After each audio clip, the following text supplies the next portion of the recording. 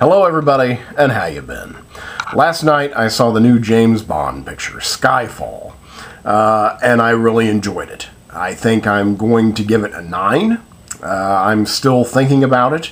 I thought it was excellent entertainment, very well done with a classic feel to it. Whenever I watched a movie with my father as a kid, my dad didn't so much like watching movies. Whenever I watched a movie with my dad, it was either a Western or a James Bond movie. And he would always usually pick, one of the older Sean Connery James Bonds. And I didn't, love them as a kid. I enjoyed them. I always thought they were kind of slow. But anyway, last night watching Skyfall, it took me back there. It had that same feel as those old school Bond pictures did. That, again, I watched as a youth, a young boy.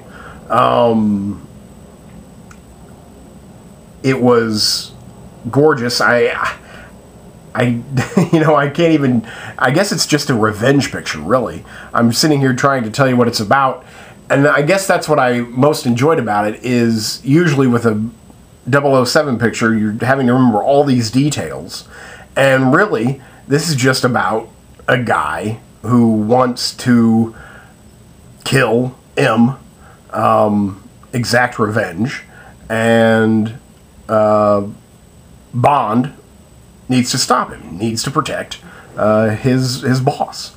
And that's, basically it. There's not really any world domination going on here. This is a guy who wants to kill an old woman. And that's basically all he wants. There's a lot of, theatricality and a lot of global manipulation to go along with that, the traditional themes. But still, the goal is very simple: the death of one person, and not the death of the entire world, the enslavement of the world. It's a very focused film. I don't see how the budget could have been that big. It's very low-key. There are some great action set pieces, of course, but we're not globe-hopping like we usually do as much. We don't have these huge action set pieces that, involve CGI. Everything is very raw. Everything is very small. Everything is very personal, which makes for a intimate and personal viewing experience. I would, just in this afterglow, I would definitely have to put the film in my top 5 of James Bond pictures. My favorite 2 are the Martin Campbell pictures. The first being, and I think just because my favorite James Bond picture, and I think just because I saw it at the right age and in the theater, is GoldenEye, with Pierce Brosnan. I love GoldenEye. I also obsessively played the N64 video game. Again, I think without a doubt that GoldenEye is pretty much my favorite James Bond picture, and it is crazy out there too. My second would be the other Martin Campbell film, Casino Royale, the first Daniel Craig as James Bond film. Just, again, great. I don't know what else to say. I haven't seen the film in a long time. I've seen Quantum of Solace since, which I did not enjoy really.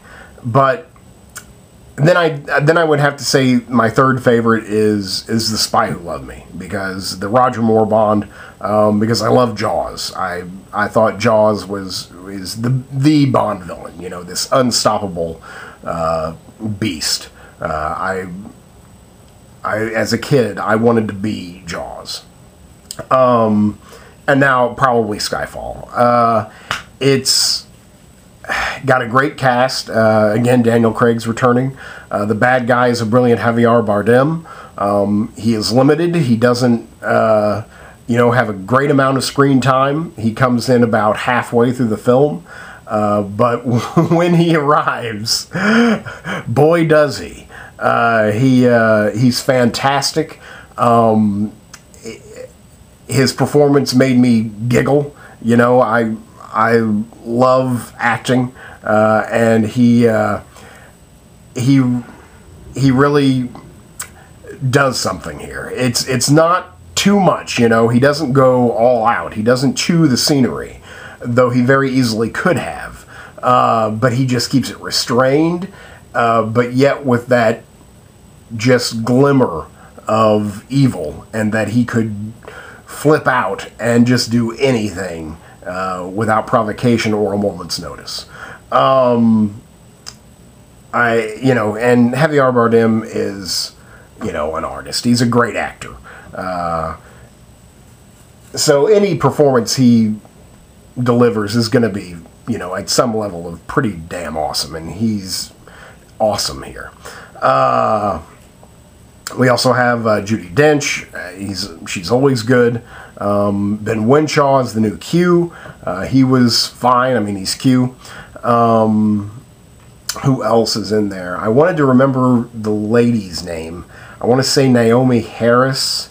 I'm not 100% on that. But anyway, she was beautiful. She's the new Moneypenny. Or maybe she was Moneypenny the entire time. But whatever. She was really good. Ralph Fiennes is also in this. Again, really good. There's no lackluster performance in the whole film.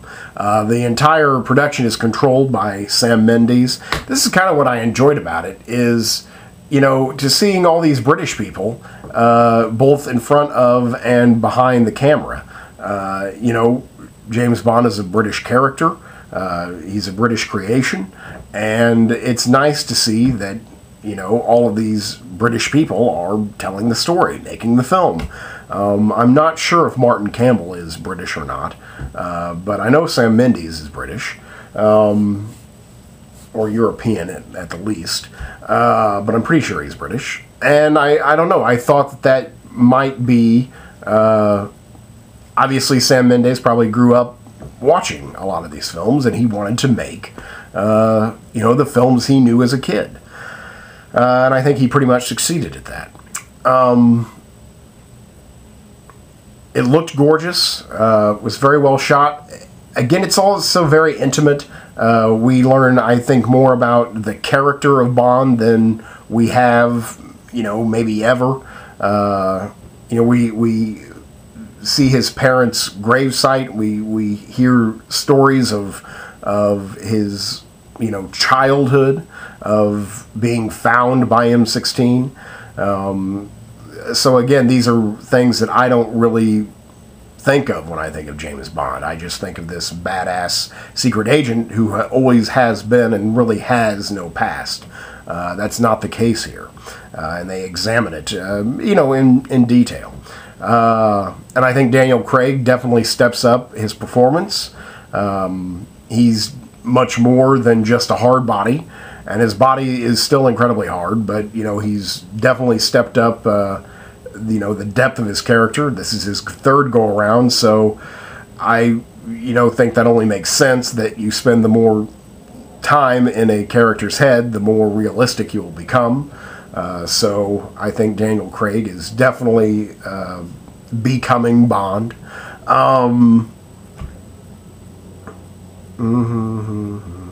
It looked good. Again, there's no real, well, yeah. I mean, the whole film stands out in my head. See, I'm still thinking about it.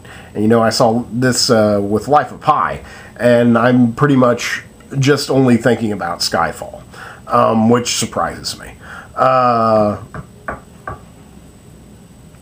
It's got if you are a James Bond fan, this has got everything that a James Bond movie has, except that it's not outlandishly. Sometimes a James Bond picture can easily slide into science fiction, without much push at all. And, really embrace that science fiction aspect. And that's not really the case here. I mean, sure, some of the computer technology jargon talk that's going on is definitely over my head, and may perhaps be somewhat science fiction. I don't know. But again, it keeps it real. It keeps it raw. I just remembered the guy at the end. Oh, what's his name? Albert Finney? Is it Albert Finney? I think so. No, I can't remember. There was an old character actor that comes in at the end of the film that has basically been watching over Bond's, I guess, birthright homestead. And, is it Albert Finney? Anyway, he's great. Yeah. All the, again, all the acting is really good. Well directed, well paced. Again, you really care. By the end of it, you really care. And I think it's different from every James Bond film, while embracing the history and tradition of the James Bond films. So I think it's really kind of great in that, from that perspective. Remaining true to the source while reaching, ahead and trying to take the character somewhere new. So I think that's very admirable. So I don't really know what else to say about it. I definitely want to see it again. I saw this in IMAX. It just worked out that way. I don't think it's necessary to see it in IMAX, but it definitely was absolutely gorgeous, and to see it on that ginormous screen is good. I definitely want to see it again. I don't think I need to see it in the theater. I can, wait for home video or disc. But I would definitely go to it in the theater. If you haven't seen it, get to it in the theater while you have the chance. You will not be disappointed. And I don't know. I just really enjoyed it, so I don't really have much else to say about it other than I loved it. So that's Skyfall, and I'll give it a solid 9. Thank you very much.